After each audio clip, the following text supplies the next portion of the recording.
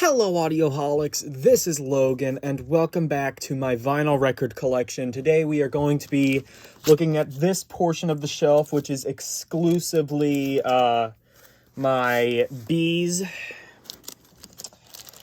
album artists starting with B. So without further ado, let's get into it. As you can see, this shelf right here is packed to the brim. Here is Bach. This is just a cheapo 50-cent album I got.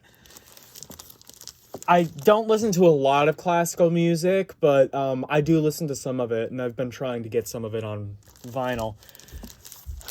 Bachman-Turner Overdrive. Bachman-Turner Overdrive 2, amazing album. Here we have Not Fragile, another amazing album. Between that and Bachman-Turner Overdrive 2, those are my favorite ones by the bands. Here is Four Wheel Drive. This is another Bachman-Turner Overdrive album. This one I don't think is quite as good, but, there's a bunch of Bachman-Turner Overdrive stuff that's just no longer in print, and that kind of sucks because I really like it. So here we have Bad Company, the self-titled debut album. Next up we have Running with the Pack.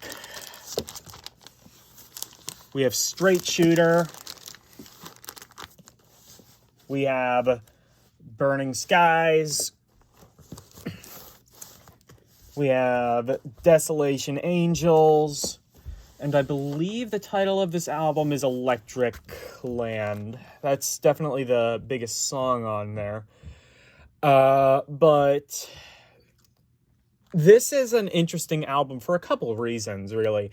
One, it's shrink-wrapped, so that means I could have gotten it for $1, but didn't. Two, I don't know if you can see this, but the edge is perforated, which is pretty cool. That's the nice thing about vinyl is a lot of times you can just do really cool stuff that just doesn't look as cool on CD. Here we have Bad English. Now, if you're not familiar with this band, it was I believe a spin-off of some ex-members of Journey. They had one hit, When I See You Smile, I Can Change the World. We all know that song. Badfinger. This is a later album, I believe. Came out in like the mid-70s. It was on Warner. People in the know of well, actually, first of all, here's Joan Baez live in concert. This is a really good live concert, by the way. I mean, you kind of have to get by the whole, hippie, peace and love kind of thing. But if you do that, it's pretty cool. So, that was Hiding Inside this. Now, if you've seen Rolling Drones, good for you. If you haven't, why? No, but this is Baroness. This is one of the albums that I really liked. So much so that I actually got it on vinyl.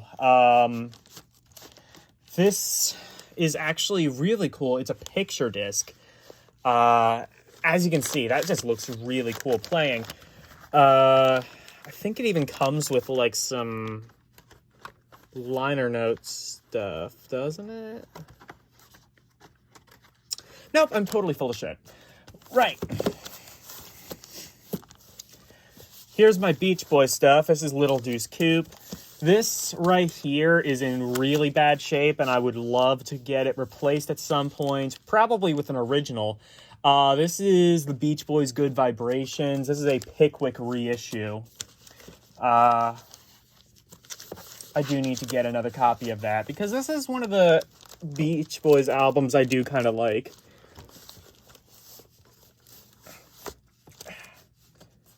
Yeah, as you can see. One, this is just packed to the guild. Two, this is hard to get back in there. Right. Beach Boys, Endless Summer. That's greatest hits of some of their earlier stuff. Here we are with the Beatles. I have all of the American Beatles records, starting off with Introducing the Beatles. This one is later in there.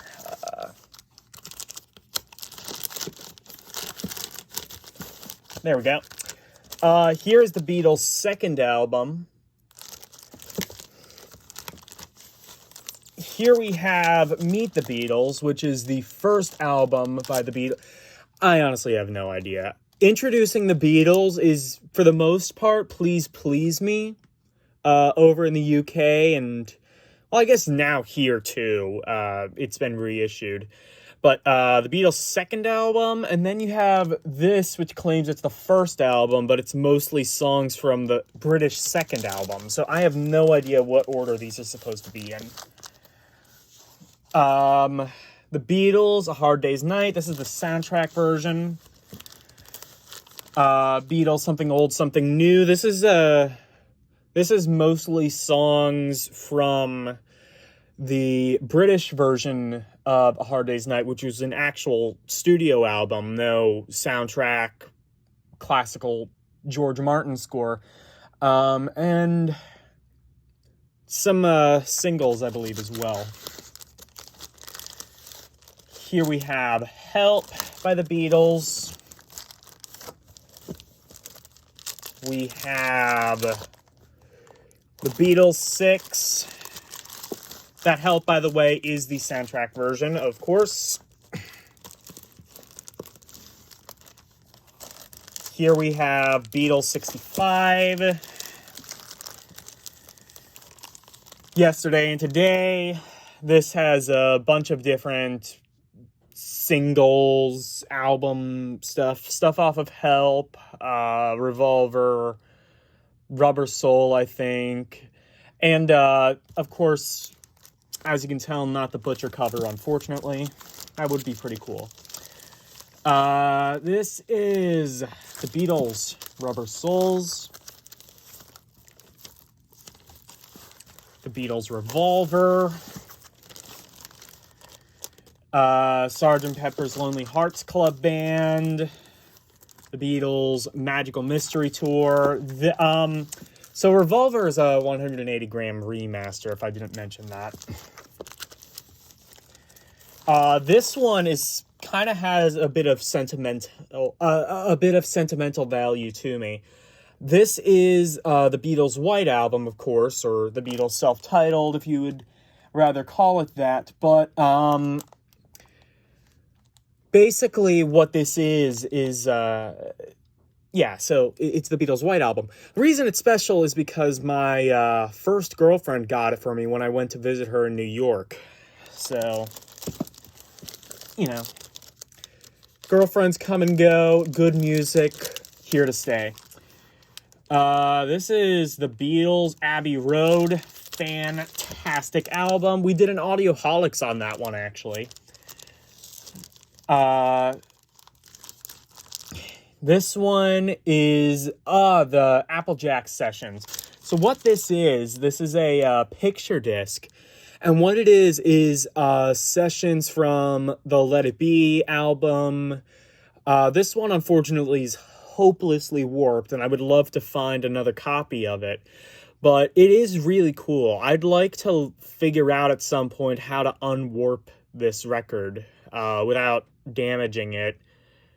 But it is a really interesting one. It has a lot of really rough kind of studio versions, studio outtakes, things like that.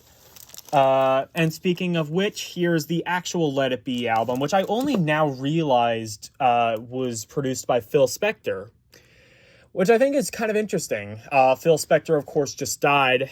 Of course, I don't condone what he did later in his life, but he was one hell of a producer. The Beatles, Hey Jude. The Beatles, Rarities. This is pretty interesting. This one, it's a rarities album, as you can tell, and a lot of the songs would eventually end up on the Past Masters collections. But it's interesting because there are at least 2 songs I can think of that never appeared on anything, whether it be Past Masters, Anthology, anything. So the first one is this slightly extended version of I Am the Walrus. The second one is an extended version of Penny Lane, which has this horn section. Now, that was only released on a couple promotional 45s. And by the time they issued it on 45 and eventually later on in America on the Magical Mystery Tour album, they had... cut short that horn section at the end. Check out like Penny Lane promotional 45 or Penny Lane rarities version. It's in there. It's on YouTube somewhere. We have Meet the Beatles. That is, I believe, some early stuff, if I remember right. Here is Beck and Bogart. Fantastic blues rock album. Has the, I guess you could say, original version of Superstition by Stevie Wonder. What really is the original is a little bit up for debate. You could argue both, because I think the album of that came out first. But before Stevie Wonder's Inner Visions album. But also the single for Stevie Wonder's version came out before that Beck Bogart album. Best of the Bee Gees, very early, kind of premature greatest hits of the Bee Gees. This was way before Saturday Night Fever. I'm sorry. Saturday Night Fever. Things like that. Staying Alive. Here's another Bee Gees album. I actually have never listened to this, and I've had it for as long as I've had a vinyl collection, so I guess I gotta listen to it. Disco's just never really been a thing of mine. Pat Benatar. And then here's her second album. And her third album. Pat Benatar, I'm always a fan of. Blackfoot. Great album. Black Oak, Arkansas. This is a southern rock band that I don't think many younger people today would know. Here we go into Black Sabbath. This is an interesting addition. So this is the first Black Sabbath album, but it's a slightly rare variant that I've never seen on Discogs. So this came out, I think, in 1980. And as you can see, it's on the White Warner label, which is a little bit interesting. But what's also interesting is all the versions that are available on Discogs on the back would have like a Warner logo. This one does not seem to have that. So that is a little bit interesting, a little bit peculiar. Here is, of course, the perma-classic Paranoid. Did an Audioholics on that as well. And we did a Wrong Opinion on Black Sabbath. So check all of that out. Black Sabbath, Master of Puppets. Volume 4, which between this and Sabotage are probably my two favorite, at least Ozzy-era Sabbath albums. Sabbath, Bloody Sabbath. And then this is Sabotage. This and Volume 4, by the way, are also 180-gram reissues. Here we're stepping up a little bit to 1982. I don't have anything between these two albums. This is Mob Rules, fantastic album. Might actually be my favorite Sabbath album of all time. Live Evil.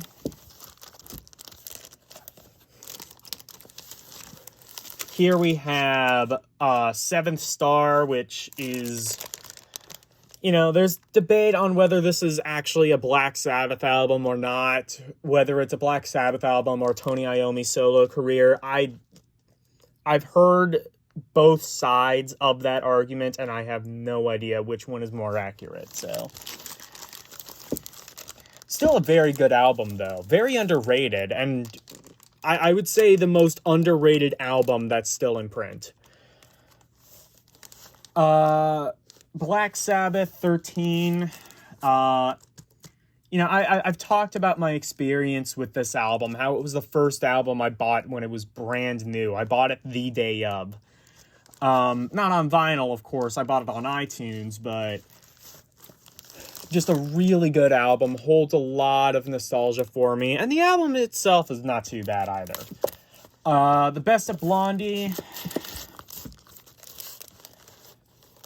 Blood Rock 2. Really good kind of psychedelic shock rock kind of thing. Very much inspired, I assume, by like Arthur Brown. Things like that. Arthur Brown, maybe some early Alice Cooper, Doors, things like that. Blue Oyster Cult, Secret Treaties. Of course, we did a wrong opinion on Blue Oyster Cult. On your feet or on your knees. Great live album. Some Enchanted Evening. And then finally, I just recently got this one. This is the new Blue Oyster Cult album. Great, amazing album. We did an Audioholics on it. I think it stands toe-to-toe.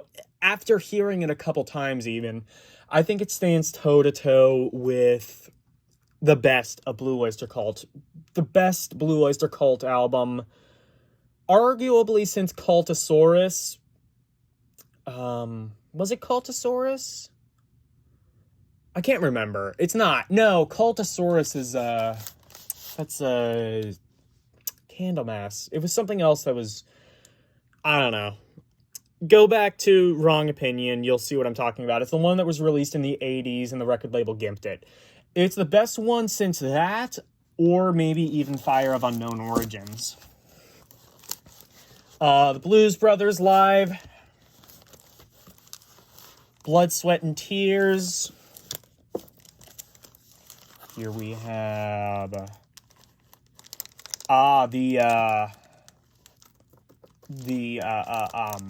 Boomtown Rats, right.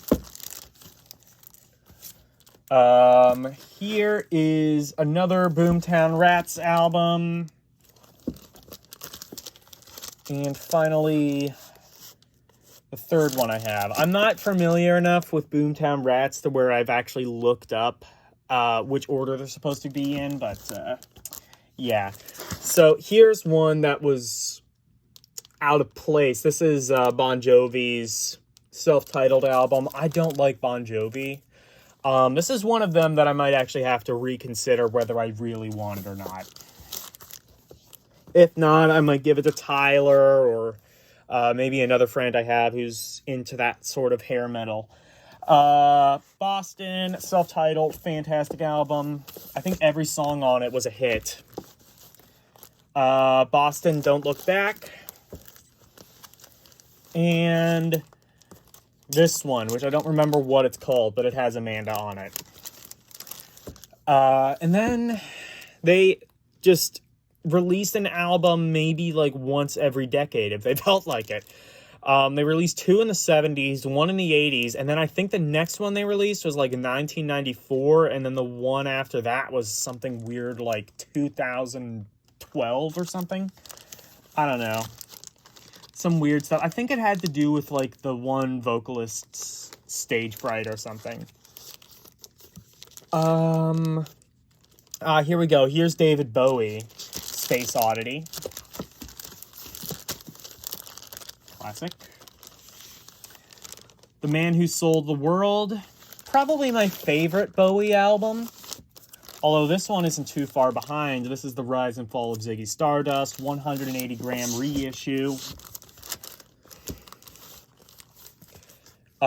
Here is Diamond Dogs. This is Aladdin. And finally, this is an interesting press. Oh no, there's another David Bowie later on. This is an interesting pressing of Heroes. It's actually a Dutch pressing I found out through Discogs. So it is really interesting. This is Let's Dance. It's the final David Bowie album I have. Really kind of influential album. I think really kind of started the sound of the 80s. Jackson Browne, Running on Empty. And then the final album, if I can somehow squeeze this back in here. Yes, I know I'm destroying my records. The Best of the Birds, Volume 2, which is a little bit of a misnomer because all of these songs are obscure and I don't think any of them were actually hits. So, that is my B collection. Next up will be the following row down, which will be the C records. Bye, everyone.